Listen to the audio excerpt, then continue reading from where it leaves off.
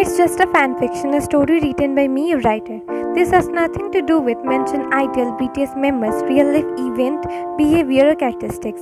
Pics, sound, videos which are used in this video are not mine. Credit goes to rightful owners. But the editing and the storyline is mine. Do not copy it. The characters of this story would be flawed, grey, especially main deaths, so do not take them as ideal persons. The story might be dark for some readers. Read at your own risk.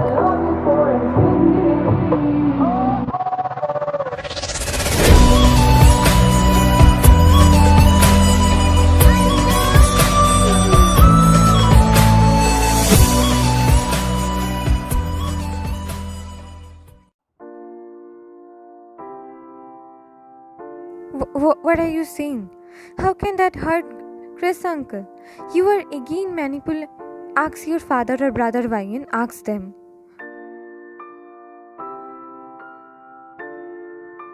To her eyes, something in them radiated sincerity. Ryan felt devastated as this many years she just thought her uncle cut ties with them after marrying his choice of women.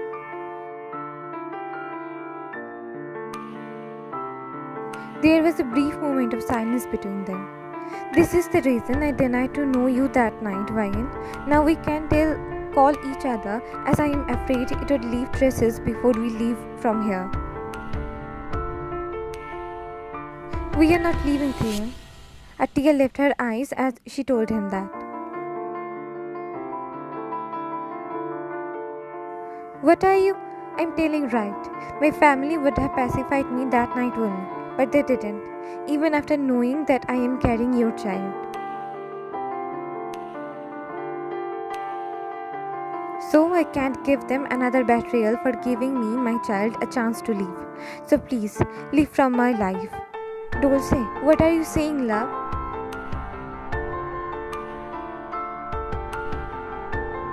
Please, Taehyung, open the door.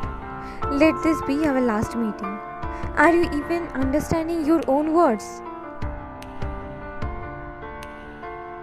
He then cupped her face in his hands, keeping his panic aside. Don't be angry for that night, Dulce. It's true I can never stand in front of your family and ask your hand from them.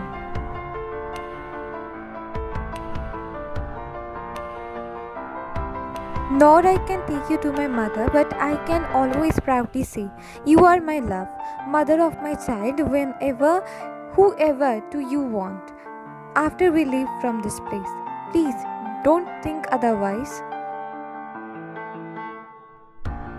But her next words broke him in a way he couldn't think was possible. Please open the door. It's just a matter of some days, Ryan. I have made arrangement with my savings. Don't make it hard on me. It will badly affect the baby. Stopped on his tactics and detached his hands from her face. He then turned off the lights and opened the door for her. He saw his love leaving him for forever with his child.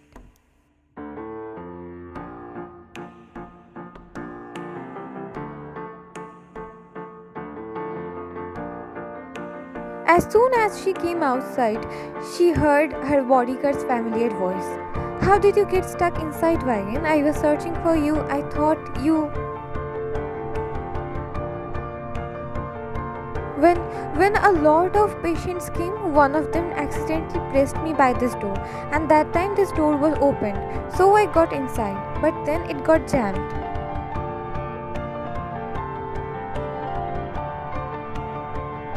I didn't bring my phone today, so I couldn't call you, but luckily it opened after a few tries. You are not feeling dizziness or any such thing, right?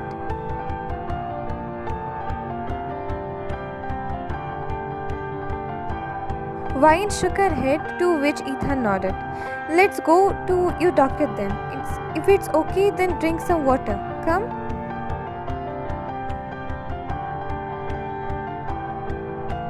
She nodded, and it didn't go unnoticed by her that he not even once called her pie.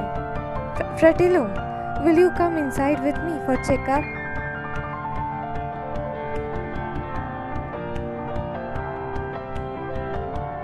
I will be outside the door.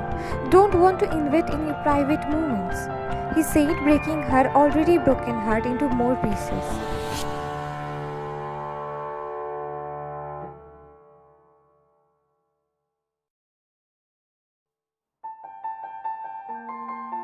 After her checkup,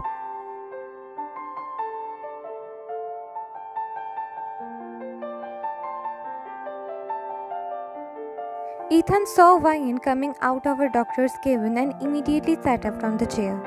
He noticed how her eyes were puffy and nose were red.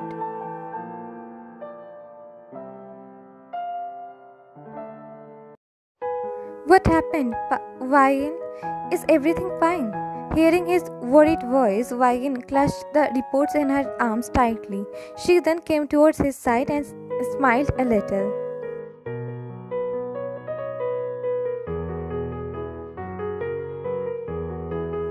Yeah, everything's. It's just I got emotional seeing my baby first time. You know, Fratello, it's so tiny, just like a dot. But doctor said it's growing healthily.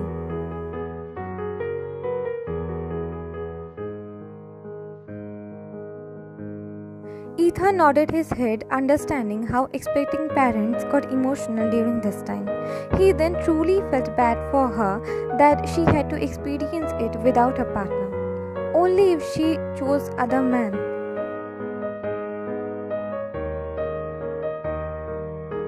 Then they went towards their car after taking some medicines from the hospital pharmacy.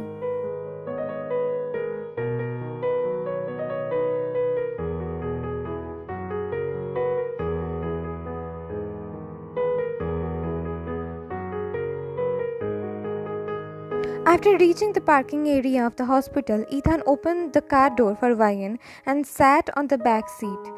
He himself sat on the driver's seat.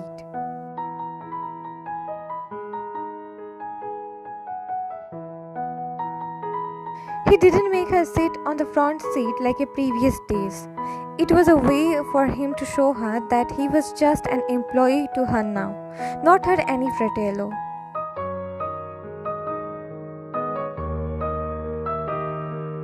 He was silent and was about to start the car engine when she spoke. Will you take care of my child, Annie Fratello, like you did with me? Will you love them?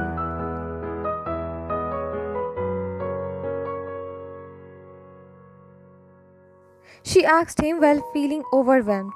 He looked at her through the rear view. Will you?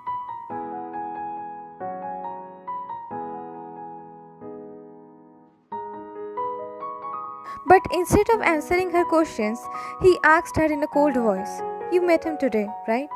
In the storeroom, it was all his setup, aren't it?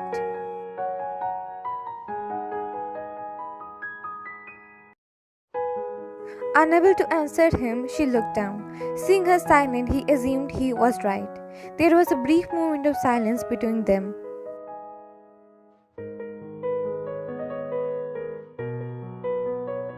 Choose one side, Wayne. One side. If you want to believe one, then do it blindly, but mind you, you have to face the consequences all by yourself.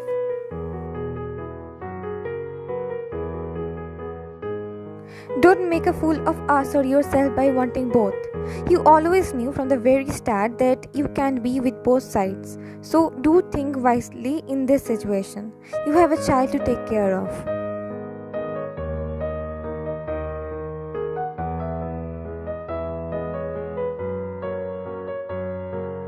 If betrayal is your choice, then do it once and all.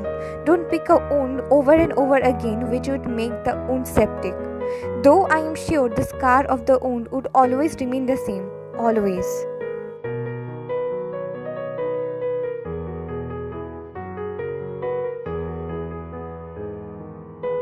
Saying this, he started the car, whereas she looked outside the window, and her cheeks got filled with her tears.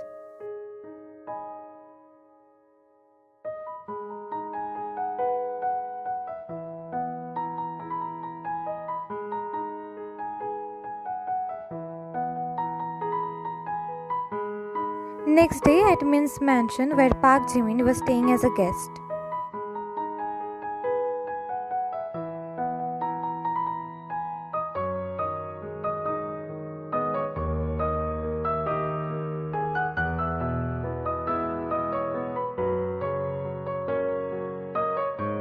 Wyan and Jimin were standing on the balcony of the Min's mansion.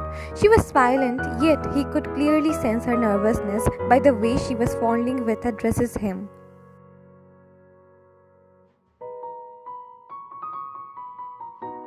Jimin looked everywhere on the balcony to see if there was any hidden camera with mic or not. Being a future capo, he was well trained to find any of those.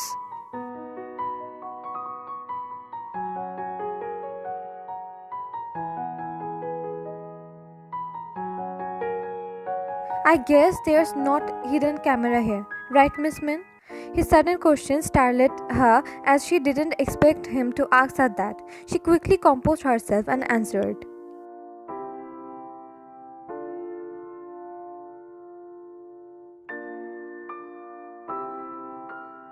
No, there's only a CCTV cameras which don't have mics. But why? Then listen carefully and keep your neutral expression. Do not react much.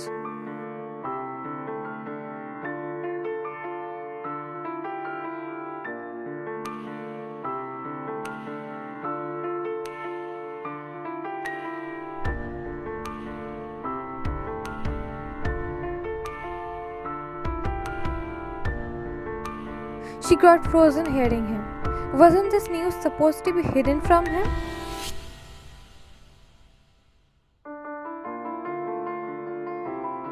Don't show any reaction. Her palm automatically went towards her belly as if shielding her unborn baby from its father's rival.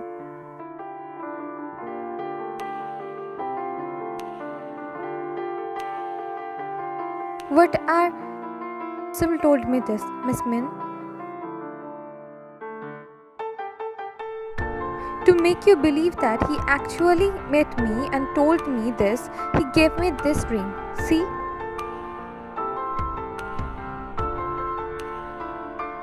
He placed his palm on the balcony railing and gestured her to see his index finger where he was wearing a gold ring. That delicate gold ring which had written Dulce's love, with a small ruby on top. The ruby in that ring was not perfect shaped.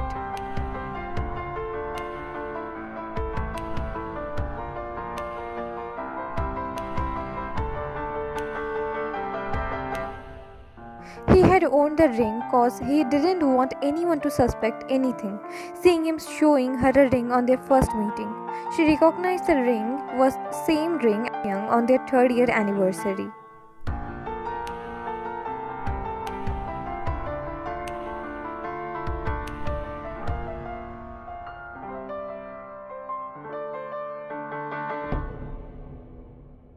Why? He came to me 2 days ago.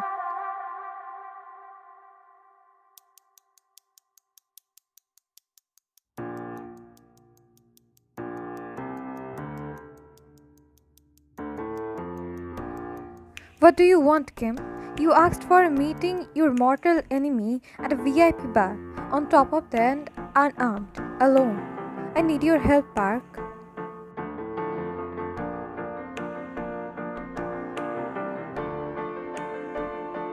Gritted his teeth as he said that in a cold tone. Ha!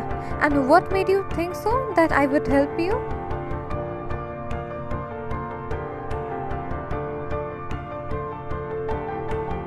Aren't you always eyeing my shares of bars here?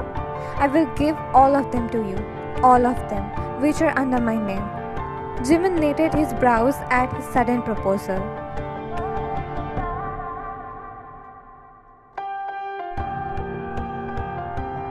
Why the sudden generosity, Kim? How can I believe that it's not your plan to strike me at behind? How can one strike when he is already in a big mess?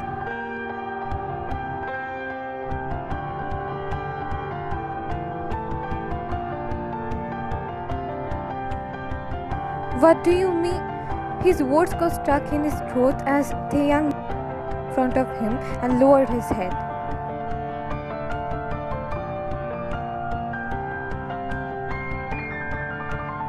Please, I need your help. His voice was low, whereas Jimin couldn't believe his eyes, not ears. His mortal enemy from college days was kneeling in front of him.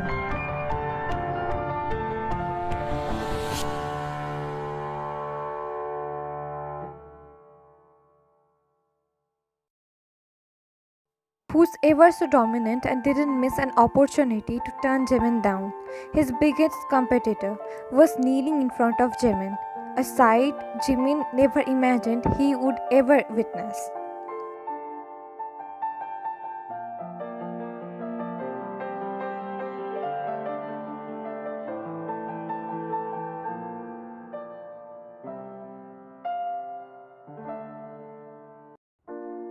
You got the proposal for Min's daughter, right? Accept the proposal. Why?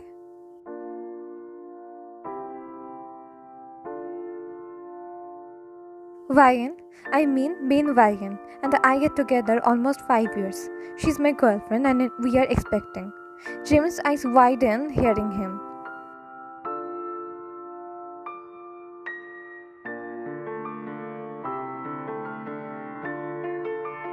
But your family's enmity is known for more than decades now. That's why I am telling you to accept the proposal, so that the Min family would become busy with the wedding preparations.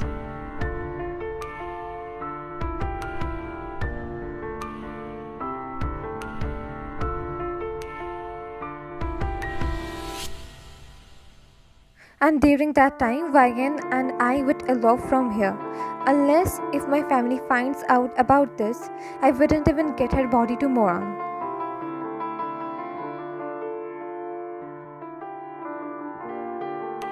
You were leaving. He more like told himself this, to which you also would need to tell her that you saying yes for the wedding is a way to distract her family. He then took out a ring from his ring finger and gave him that.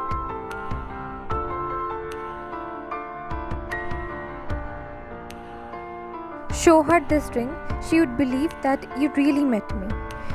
Jimin took the ring from him. Don't forget to give me your bar skin. I won't. You two don't even dare to hurt her or talk rudely with her.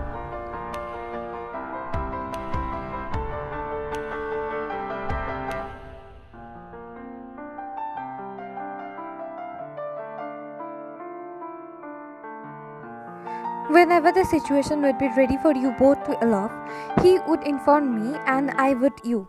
Then send my men to pick you up with an excuse of wedding shopping for you.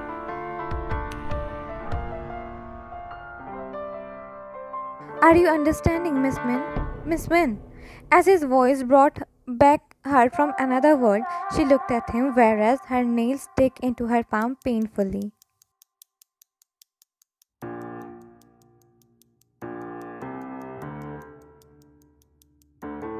Huh?